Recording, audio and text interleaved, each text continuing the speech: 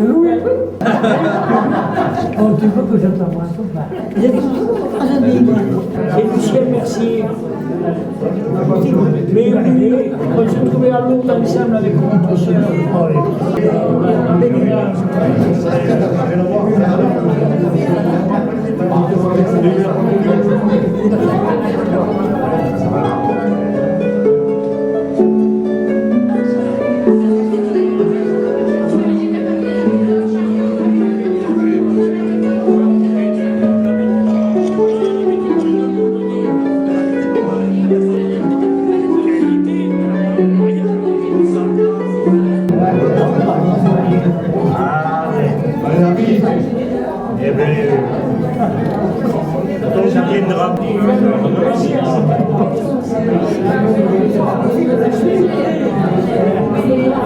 Comment ça, car?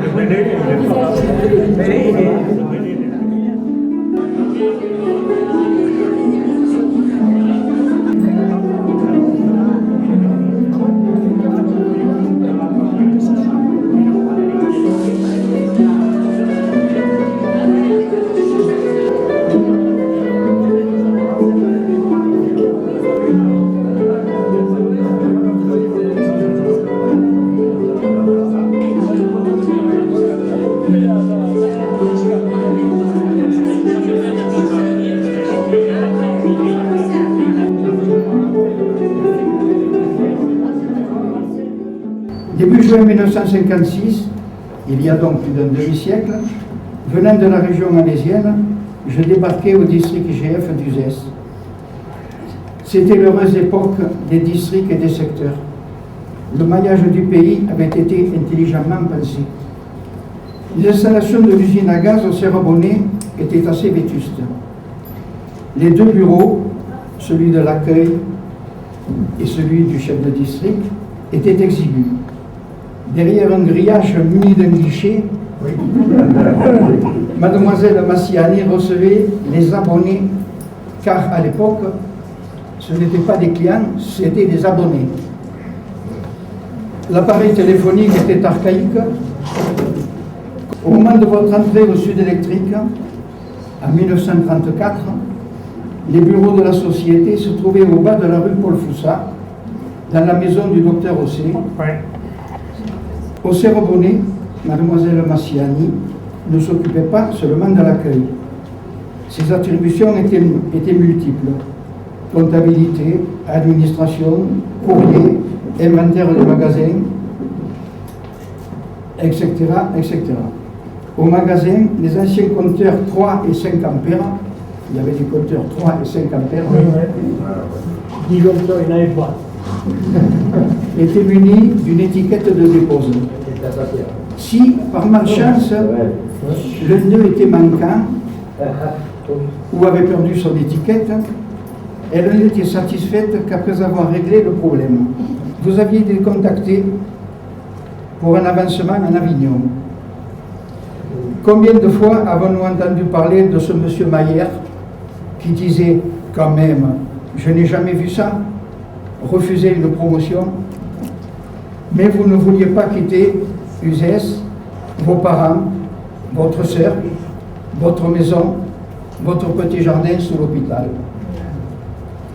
Votre maison, vous avez bien dû la quitter lors de sa démolition pour l'élargissement de la rue Nicolas Frouin. Vous avez vécu le déménagement du Serre-Bonnet aux nouveaux locaux de l'avenue du 8 mai 1945. Nous quittions alors le calme des pins du Rocher pour l'animation de Firmin Abouzi. Il se passait toujours quelque chose en face. Vous souvenez-vous des dames en train de laver leur voiture sans commentaire? Tiens, vous allez à Sagriès, disiez-vous, en passant donner le bonjour de ma part à mes cousins. En 1970, enfin, vous preniez une retraite bien méritée après 36 ans de bons et loyaux services, comme l'on dit. Vous avez connu les bons et les mauvais moments de nos deux entreprises, les lettres pittoresques de certains de nos abonnés, les intempéries, les dégâts neige dans notre jargon, en particulier ceux de février 1956. Nous avons donc travaillé ensemble pendant 15 ans. Des souvenirs, nous en avons donc en abondance. Souvenirs de vos origines corses, souvenirs de vos goûts personnels, en particulier pour la musique, avec une prédilection pour la méditation de Thaïs. De tous ceux que vous avez connus, beaucoup hélas sont restés sur le bord de la route. Clément Boulet, Toto Cloutier, Pierre Bernard, Marcel Michelet, André Martin, Marcel Blecher, Maxime Figier, Jean Tricard, Jean Vincent, Marcel Pellier, Raymond Granet, Henri Boyer, Maurice Platon et tout récemment René Villeda. La liste est longue. En ce mois de juin 1910, où la comète de Halley, se rapprochant dangereusement de la Terre, faisait craindre la fin du monde, le monde commençait pour vous. De même que pour le commandant Cousteau, l'écrivain Jean Anouilh et Jacqueline de Lubac, l'une des épouses de Sacha Guitry. Première gent féminine du département du Gard à avoir atteint l'âge respectable de 100 printemps, permettez-moi de vous présenter, au nom du personnel du ZES et de notre SNLV, ou du moins ce qu'il en reste, et à mon nom personnel, toutes nos félicitations et nos meilleurs souhaits de bonne continuation.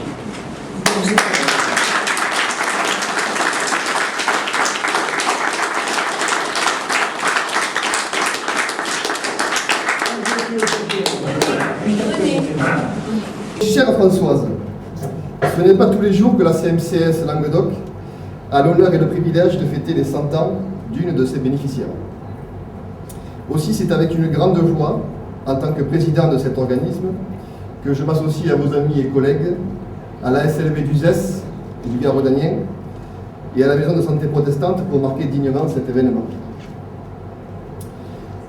Alors, vos collègues ont évoqué naturellement vos nombreux souvenirs professionnels autour de Sud Électrique et du district du ZES, les anecdotes marquantes, celles que l'on n'oublie pas, vos goûts pour la musique classique, notamment, vos amitiés communes et votre attachement à votre ville de cœur, Uzès.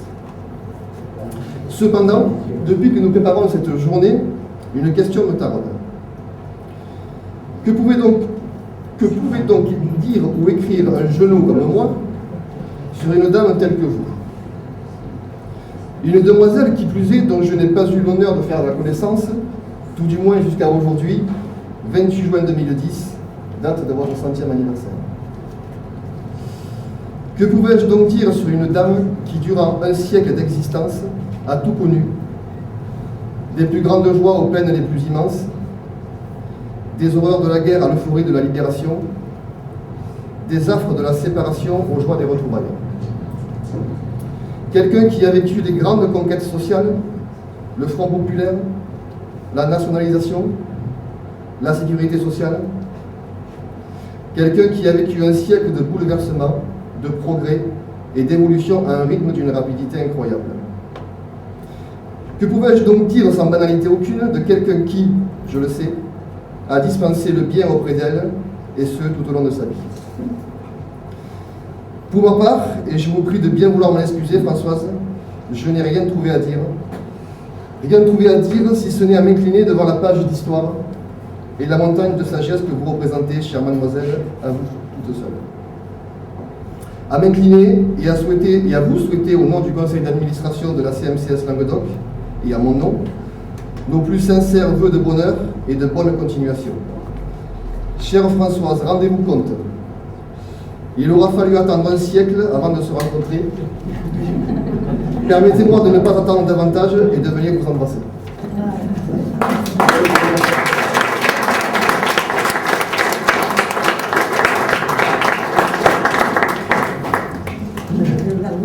Ah, avec plaisir. Celui-là, je le donne à relais. Tu nous demandes de dire un petit mot, mais je le ferai avec plaisir, d'autant que ça a été une secrétaire extraordinaire, avec qui on a bien ri par moment donné. avait la complicité forcément de quelques-uns de ces anciens, qui sont là, ils sont tous à la retraite maintenant, de ces anciens employés qui ne manquaient pas une occasion pour faire quelques farces.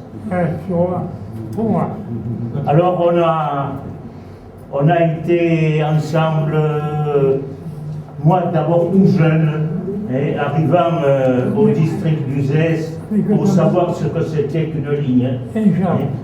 Je ne savais pas ce qu'était la différence entre une ligne électrique et une ligne téléphonique. J'ai commencé à apprendre ça au district d'Uzès et puis au bout d'un moment je suis parti, pas longtemps, pour revenir, ayant en charge à ce moment-là le district et remplacer M. Boyer, avec qui vous avez travaillé, je pense, tout le temps.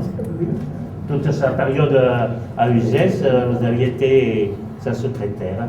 Et voilà, on était pratiquement deux dans les bureaux. Vous voyez comme c'était important le district. On avait une trentaine de communes à cette époque et on était deux dans les bureaux. Un chef de district et une secrétaire. Et puis après, tous les autres qui travaillaient, qui montaient des poteaux, qui faisaient des branchements, qui faisaient l'entretien des réseaux, qui encaissaient à l'époque aussi. Et voilà, et puis on est parti du Cerbonnet, on est venu à l'avenue du 8 mai, et c'est là où c'est arrêté.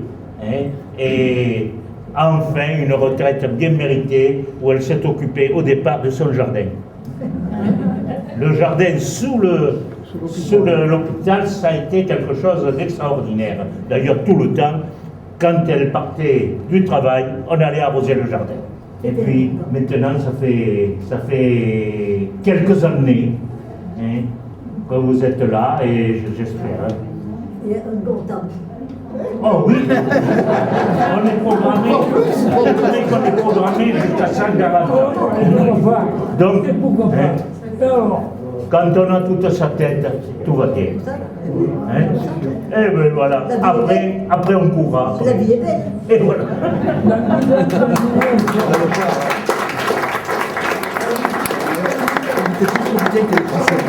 Tout le monde vous aime beaucoup, vous faites preuve d'une grande tolérance, d'une grande amitié pour chacun d'entre nous et pour les gens qui nous entourent. Et je pense que c'est un bel exemple qui doit continuer. Et je suis très fier de pouvoir en témoigner. Votre médecin n'a pas pu être là aujourd'hui non plus, mais il est venu ce matin, cet après-midi. Voilà.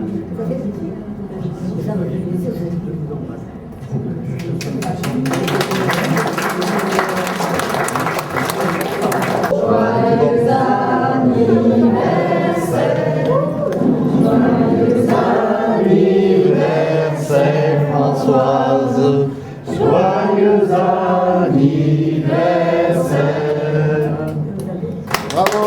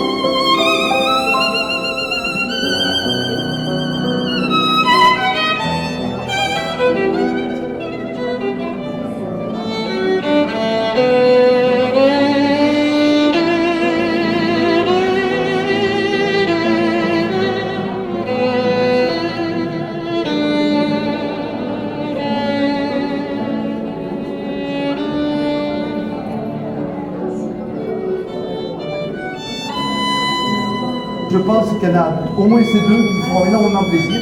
Alors je ne sais pas si vous voulez les déballer ou si quelqu'un... Si quelqu'un veut les déballer. Voilà.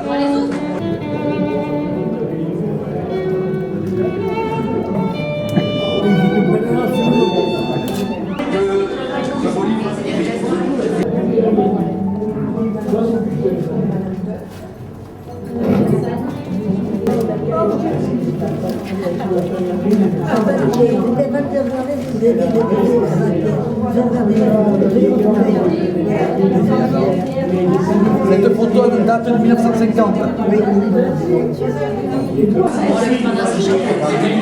étiez encore à l'usine à gaz. Ça me fait plaisir. Il y a ton ancien chef là, le Blachère. Ton ancien chef. Et le Boulet, le Clément et le Boyer.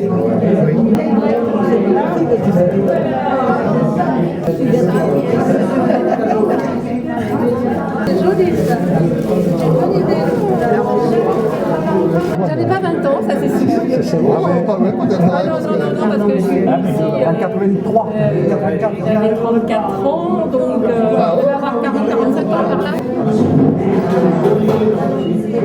Ça doit être un 55. Le Blachère, moi, en 57, quand je suis rentré, j'y étais. Mais il prenait les campings là, de CRS. Vous partez 6 mois. Il y avait un charreton qui était là. Le charreton.